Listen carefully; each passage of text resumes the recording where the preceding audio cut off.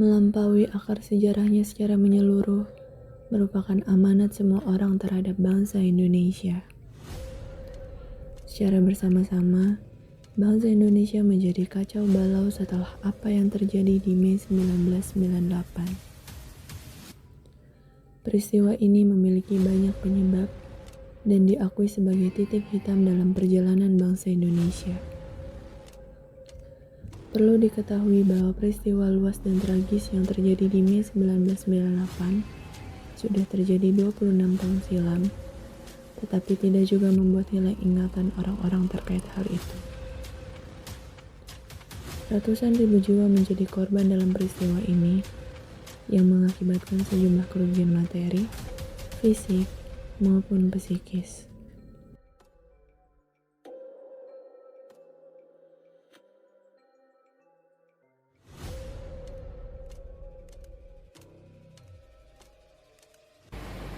Kalian semua pasti udah gak asing lagi sama tragedi kerusuhan Mei tahun 1998 yang terjadi pada masa Orde Baru. Atau kalian ngerasa gak asing, tapi ternyata masih belum tahu apa aja yang terjadi pada bulan Mei tahun 1998, tepatnya tanggal 13 sampai 15 Mei.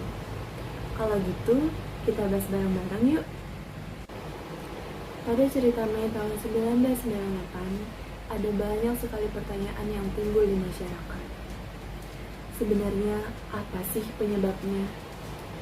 Mau sampai kapan krisis moneter? Ini semua terjadi karena apa? Akal-akalan politik, dan masih banyak lainnya.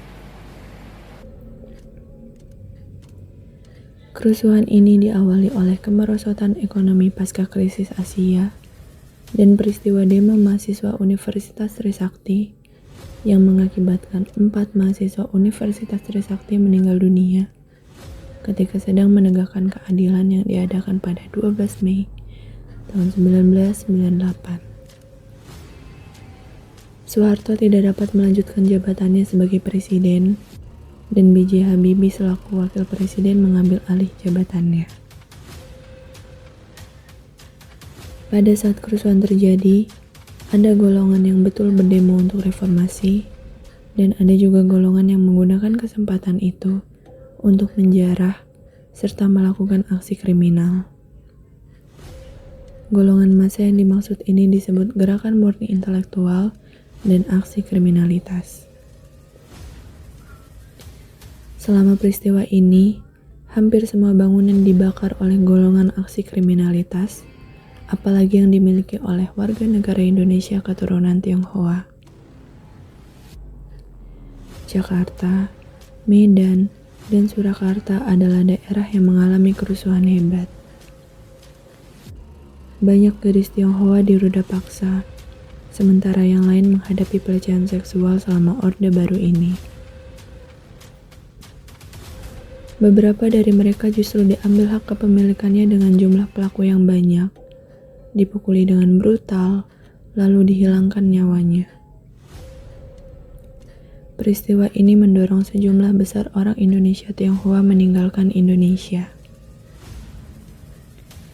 Nah, pasti kalian udah pada paham dong sama latar belakang terjadinya tragedi kerusuhan Mei tahun 1998 pada masa Orde Baru. Ketik angka 1 kalau udah mati.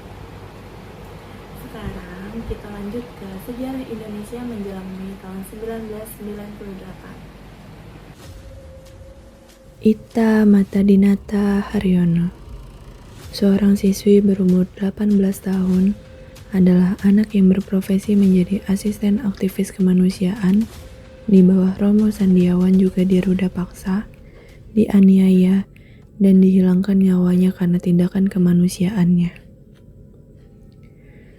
Dengan kata lain, fenomena ruda paksa dalam kerusuhan semacam ini tampaknya disponsori dan bukan terjadi secara tidak disengaja.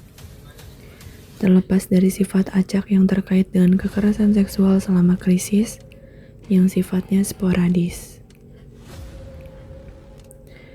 Oleh karena itu, pemilik usaha di kedua kota tersebut menjadi takut, sehingga mereka menulis, "Untuk penduduk asli" atau pro-reformasi di dinding toko mereka, karena penyerang hanya berfokus pada mereka yang tampak sebagai orang Tionghoa.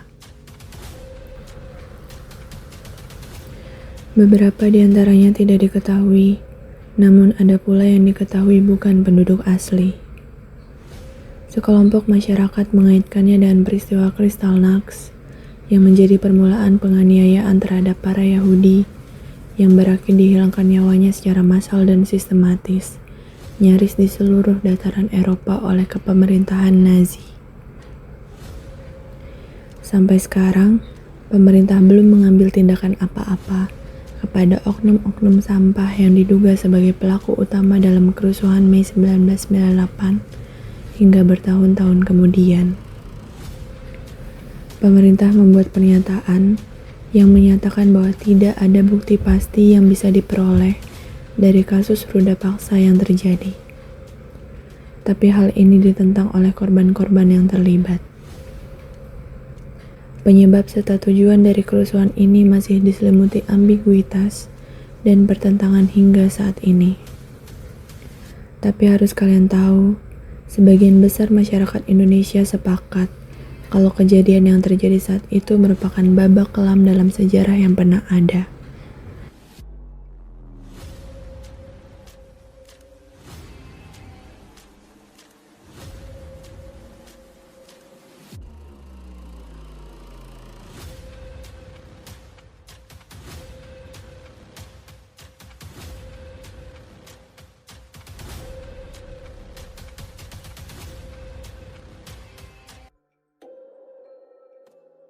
Tapi, ada juga kalangan tertentu seperti masyarakat Tionghoa yang menganggapnya sebagai genosida, meskipun masih terdapat kontroversi apakah peristiwa ini diorganisir dengan baik oleh pemerintah yang berkaitan, atau hanya sekadar mengadu domba di antara beberapa kelompok yang meluas ke masyarakat secara keseluruhan.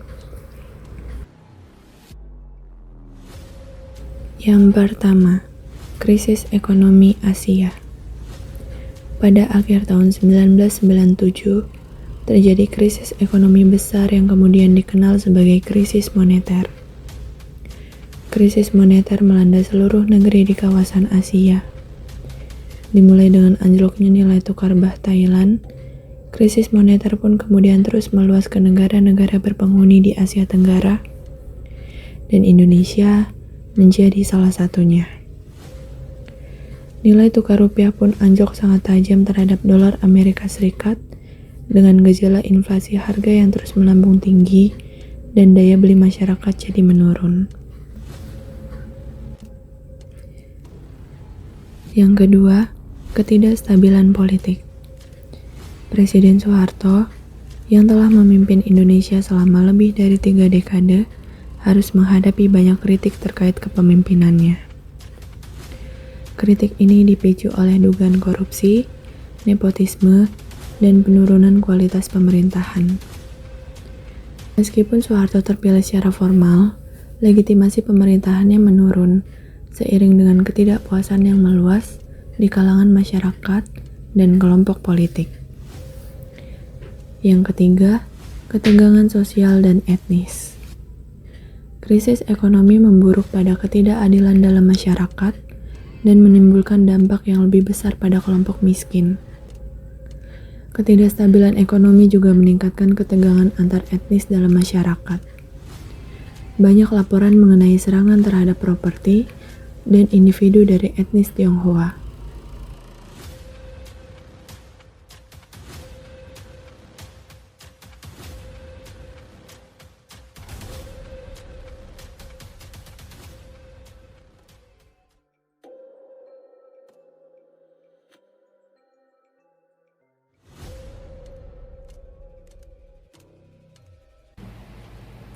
Nah guys, itu dia pembahasan mengenai latar belakang terjadinya tragedi kerusuhan Mei tahun 1998 pada masa Orde Baru.